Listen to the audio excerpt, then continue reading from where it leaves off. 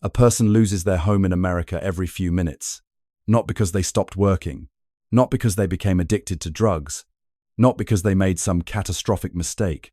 Sometimes, all it takes is one medical bill, one rent increase, one car repair, 1 month.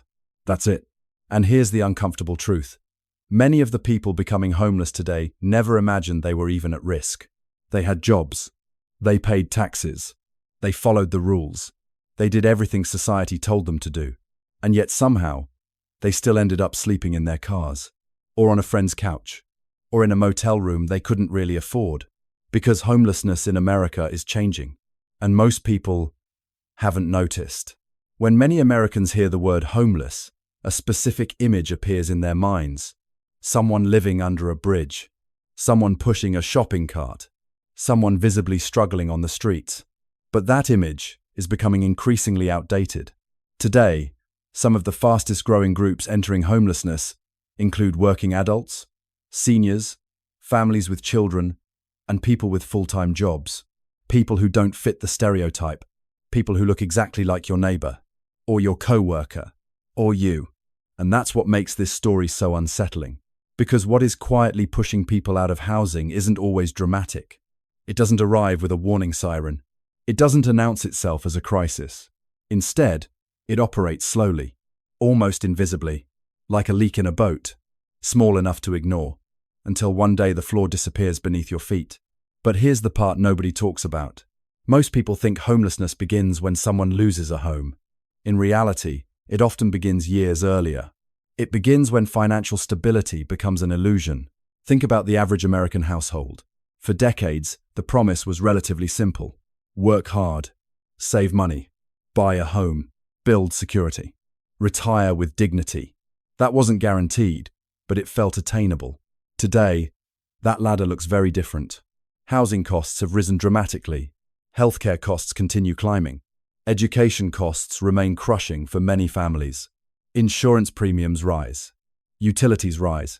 Property taxes rise. Food costs rise. Yet for millions of workers, income simply hasn't kept pace. And when every essential expense rises at the same time, something strange happens. People stop building wealth. Then they stop saving. Then they start borrowing. Then they start surviving. And survival mode is far more fragile than most people realize. A surprising number of Americans are only one serious emergency away from financial crisis. Not because they're irresponsible, but because the margin for error has nearly vanished. A single illness, a layoff, a divorce, a family emergency. One unexpected event can trigger a chain reaction. Miss one payment, then another. Credit scores fall, debt grows, stress multiplies, opportunities shrink, and suddenly the problem is no longer the original emergency. The problem is the avalanche that follows. At first, this looks like a personal failure, but it isn't. It's a structural vulnerability, an understanding that distinction changes everything. Because when millions of people experience the same individual failure at the same time, we're no longer talking about personal choices. We're talking about systems. We're talking about conditions. We're talking about an economy where stability itself has become increasingly expensive. And this is where things get uncomfortable. Many Americans still believe homelessness happens to other people. People who made bad decisions. People who somehow ended up outside the normal path. But modern homelessness is increasingly revealing something different. It's showing us what happens when ordinary lives collide with extraordinary financial pressure. And the people discovering this reality aren't who most Americans expect. They're teachers, delivery drivers, nurses, retirees, veterans, people who spent decades believing they were secure, only to realize security was thinner than it appeared. If you've ever felt like you're working harder but getting less ahead, if you've ever wondered why so many people seem exhausted despite doing everything right, then you're already seeing pieces of this story. And in the next part, we'll uncover the hidden mechanism quietly pushing more Americans toward housing instability, something that affects millions of people every day, often without them realizing it. Because the real problem isn't what most people think it is. Not even close. And once you see it, it's difficult to look at modern America the same way again. Before we continue, if these kinds of conversations help you see familiar problems from a different angle, consider subscribing. Not for headlines or outrage, but for deeper stories that explain why so many people feel the ground shifting beneath them, even when everything appears normal. The most dangerous threat to housing stability isn't unemployment. It's not addiction. It's not even recession. It's something far more ordinary. And that's exactly why it's so powerful. It's the disappearance of margin. A generation ago, many families had a financial buffer. Not always a large one, but enough. Enough savings to survive a rough month. Enough breathing room to absorb an unexpected expense.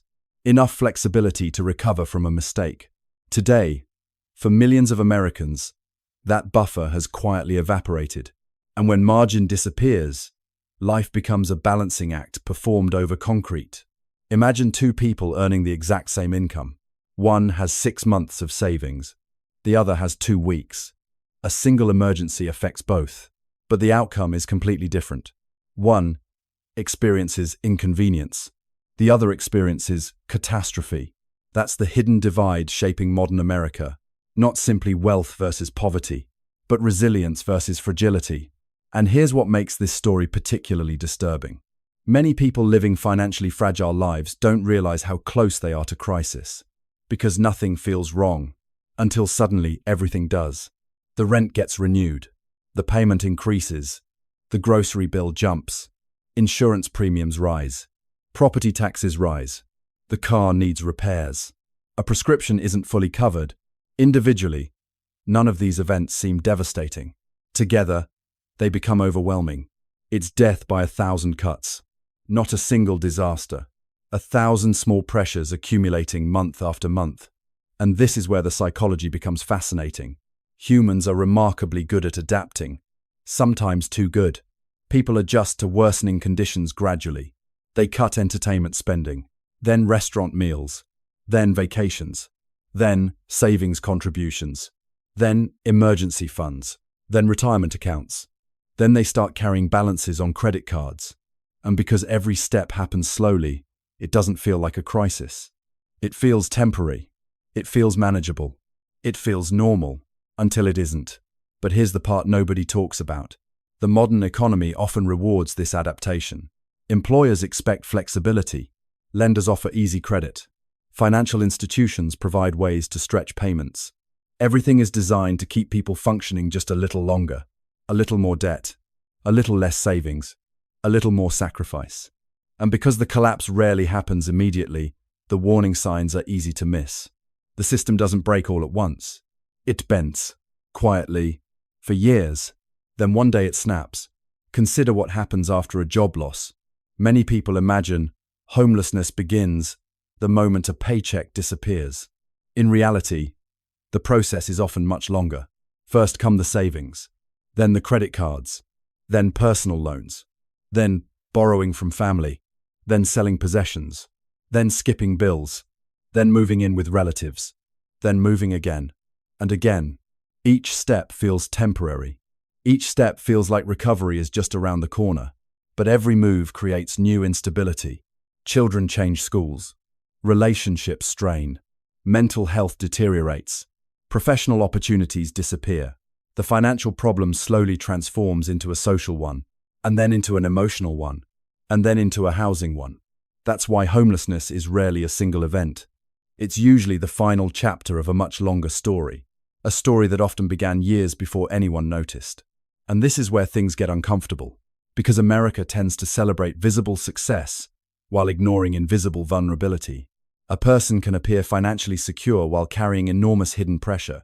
They have a house, a vehicle, a career, maybe even a respectable income. But behind the scenes, every dollar is already spoken for. Every month is a calculation. Every emergency is a threat. They're not building security. They're maintaining appearances. And eventually, appearances become impossible to maintain. The result is something economists rarely discuss in emotional terms. A nation filled with people who are employed, productive, responsible, and deeply anxious. Not because they're irrational, because they understand something many statistics fail to capture. They know how little room remains for error. And that awareness changes how people think, how they spend, how they work, how they sleep, how they imagine the future. In many ways, homelessness begins long before someone loses a home. It begins when people stop feeling safe inside their own financial lives. And in the next part, we'll examine the surprising group being hit hardest by this shift. Because one of the fastest growing populations facing housing insecurity isn't who most Americans expect. In fact, it's a group that spent decades believing they had already done everything right. For decades, Americans were told a simple story: work hard, stay out of trouble, save consistently, and eventually stability will arrive. Not luxury, not rich, just security, a home, a retirement account, a future that feels predictable. For millions of people, that promise became the foundation of their entire lives. And now, many are discovering something deeply unsettling. The finish line keeps moving. Even after they crossed it, one of the fastest growing groups experiencing housing insecurity today is older Americans. People who spent 40 or 50 years working, people who raised families, people who paid mortgages, people who believed they had prepared. And yet increasing numbers are finding themselves under financial pressure they never anticipated. At first glance, this doesn't make sense. Retirement is supposed to be the period when uncertainty decreases. The mortgage may be paid off. Children have grown up. Careers are complete. Life should become simpler. Instead, for many, it has become more fragile. And here's why. Retirement planning is based on assumptions. Assumptions about inflation. Assumptions about healthcare costs. Assumptions about housing expenses. Assumptions about how long savings will last. The problem is that reality doesn't always cooperate. A person may have saved diligently for decades, but if costs rise faster than expected, those calculations begin to fail. Not dramatically, not overnight, slowly. The most dangerous kind of change. A prescription costs more. Insurance costs more. Utilities cost more. Food costs more. Property taxes increase. Maintenance expenses appear. Then another year passes. Then another. And suddenly the retirement that once looked comfortable starts feeling uncertain. But here's the part nobody talks about. Financial pressure affects more than bank accounts. It changes identity. Imagine spending your entire life believing you are independent, then discovering you may need help.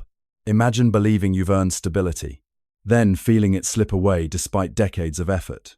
That's not just an economic problem. It's an emotional one, a psychological one, and sometimes a deeply personal source of shame, because American culture often links financial success with personal worth. People don't simply lose money. They feel like they've lost proof that their lives made sense, that their sacrifices mattered, that the system they trusted actually worked.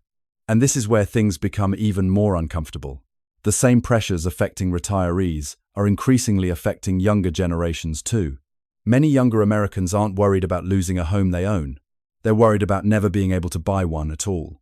For them, the crisis looks different, but the underlying feeling is remarkably similar. Instability, a sense that the future is becoming harder to predict, a feeling that no matter how hard they work, the goalposts continue moving. One generation fears losing what it built. Another fears never building it in the first place. Different experiences, same anxiety. And that's significant, because when multiple generations begin experiencing the same fear simultaneously, something larger is happening. We're no longer talking about isolated hardship. We're talking about a shift in the social contract itself. The unspoken agreement people believe exists between effort and reward, between responsibility and security, between work and dignity. For much of modern history, people tolerated difficulty because they believed it would eventually lead somewhere. A better future, a safer life, more opportunity for their children. But when that belief weakens, something important changes. Trust begins to erode. Not just trust in institutions, trust in the future itself. And once people stop trusting the future, their decisions change. Their priorities change. Their relationships change. Even their understanding of success changes. Which brings us to the deepest question in this entire story. If homelessness is increasingly affecting people who worked hard, followed the rules, and planned responsibly, then what exactly is this phenomenon really telling us? Because the answer goes far beyond housing. It reveals something about the direction of modern American life itself. And in the final part, we'll confront that reality directly, not through politics, not through ideology, but through a question every society eventually has to answer. What happens when security becomes something fewer and fewer people can afford? So, what is quietly making Americans homeless? At this point, the answer may sound surprisingly simple. It's not one thing. It's the accumulation of many things. Rising costs, shrinking margins, increasing fragility. A society where stability requires more effort than it once did, while offering less protection when things go wrong. But that answer still doesn't reach the deepest layer of the story. Because homelessness is not merely about housing, it's about security. And security is one of the most powerful forces in human life. People don't just need shelter. They need confidence that tomorrow won't destroy everything they've built. They need a future that feels navigable. A life where one mistake doesn't become a life sentence. When that sense of security begins to disappear, the effects spread far beyond housing. People delay having children. They postpone retirement. They take jobs they dislike because they can't risk losing health insurance. They stay in unhealthy situations because moving feels too dangerous. They become more anxious, more exhausted, more uncertain, and eventually, those feelings become normalized. That's the part that should concern us most. Not that instability exists. Every society faces instability. The danger is when instability becomes ordinary. When people begin to accept chronic insecurity as simply the way life works. Because once that happens, the warning signs become invisible. The crisis hides in plain sight. A family skips vacations for years. A retiree quietly cuts medication expenses. A worker takes on a second job, then a third. A young couple delays buying a home indefinitely. None of these stories make national headlines, yet together they reveal something important. A growing number of Americans are spending more energy preserving stability than building prosperity, and those are not the same thing. Prosperity allows people to imagine a better future. Stability merely allows them to survive the present. But here's the part nobody talks about. The people experiencing these pressures are often incredibly responsible. They're budgeting, working, planning, sacrificing. They're doing exactly what society tells them to do, which means this conversation cannot be reduced to personal responsibility alone. Personal responsibility matters. Of course it does. But no amount of responsibility can fully protect people when vulnerability becomes widespread. If millions of responsible people are struggling simultaneously, we have to be willing to ask larger questions. Not about individuals, about systems, about incentives, about priorities, about what kind of society we're building. And this is where things become genuinely uncomfortable. Because homelessness forces us to confront a reality many would rather avoid. The line separating security from insecurity is often much thinner than we imagine. The person sleeping in a shelter and the person living comfortably in a suburban neighborhood may have far more in common than either realizes. Both depend on income. Both depend on health. Both depend on circumstances remaining reasonably stable. The difference is often not character. It's timing. It's luck. It's the presence or absence of a buffer when life inevitably becomes difficult. That realization challenges one of America's favorite myths. The idea that security is always earned and insecurity is always deserved. Reality is rarely that simple. And perhaps that's why this topic makes people uncomfortable. Because deep down, many recognize themselves somewhere in this story. Maybe not in homelessness, but in the anxiety, the uncertainty, the feeling that the ground beneath modern life is shifting in ways that are difficult to name. And perhaps that's the hidden lesson here. Homelessness is not merely a housing issue. It's a signal, a warning light on the dashboard, a reflection of pressures that reach far beyond those who ultimately lose their homes.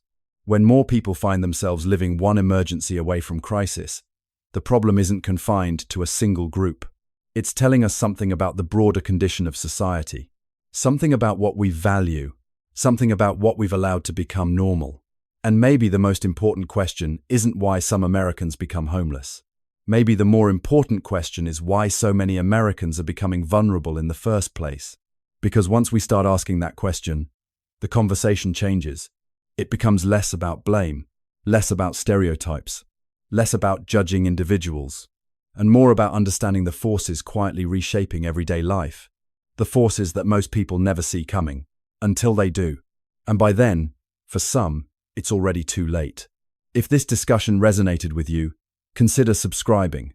Not because this channel has all the answers, but because understanding our society begins with asking better questions. And sometimes, the stories hiding in plain sight are the ones that matter most. Thank you for watching.